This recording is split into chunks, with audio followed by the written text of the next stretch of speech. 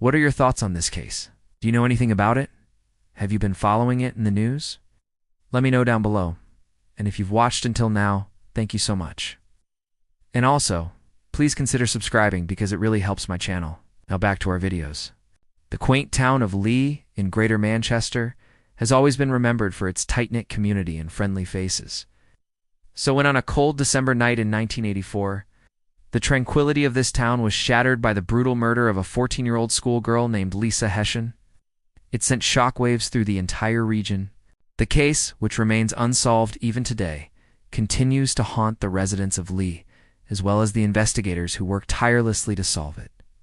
In this video, we delve into the chilling details of Lisa S.'s murder and explore the various theories that have kept this case alive for over 40 years.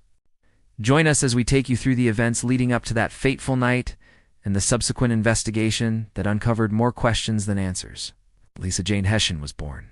On April 12, 1970, she was known by her friends as Buttons and was considered a bright and confident student at Bedford High School. Despite her young age, she already had plans for the future, dreams as big as her infectious smile. Her friends remember her as a bubbly, kind-hearted teenager who loved listening to the latest music, dancing and participating in cross-country runs for Leigh Harriers. Lisa also had a passion for gymnastics and was a talented athlete in her community. On Saturday, December 8, 1984, Lisa attended a house party in Leigh with her friends. The party was being held by one of her classmates, Andrew Heaton, and his mother. Angela knew Christine agreed to let Lisa go to the party on the condition that she would be home by 10:30 p.m. However, Lisa, who was always punctual, decided to walk home alone from the party, which was just 2 miles away. But she would never make it home that night. On December, when Lisa didn't return home by 10:30 p.m., her mother, Christine, became worried. She waited for a while, but when Lisa still hadn't returned, she went out looking for her. She walked past the alleyway between Newlands Road and Rugby Road 3 times without realizing that her daughter's body was lying just beyond her sight. Tragically, Lisa had been strangled with her own striped t-shirt, and her body was dumped in the alleyway, just 200 yards from her home. The murder shook the tight-knit community of Leigh and raised fears of a serial killer being on the loose. A team of detectives led by Detective Superintendent Terry Millard worked tirelessly to find the perpetrator. They discovered that in the 4 months leading up to Lisa's murder, 3 other young women in the same area had been attacked in a similar manner. However, despite these similarities, all the cases were closed due to lack of evidence. In the midst of the chaos, an early suspect emerged, a man who was arrested just days after the murder. He was questioned and released on bail, but was never charged. To this day, he remains a person of interest in the case, but his identity has never been revealed. Years passed, but the case refused to go away. In 2011, a breakthrough came when forensic teams recovered a partial DNA profile from the crime scene. Greater Manchester Police took a bold step and swabbed hundreds of men in Leigh and nearby Wigan in an effort to find a match.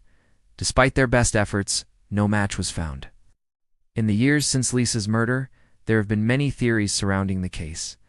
Some believe that the killer was someone that Lisa knew, while others believe that he was a stranger. The most intriguing theory is that the killer may have been one of the men whose DNA was swabbed, but whose identity remains a mystery. As the investigation continued, detectives uncovered strange coincidences that made the case even more perplexing.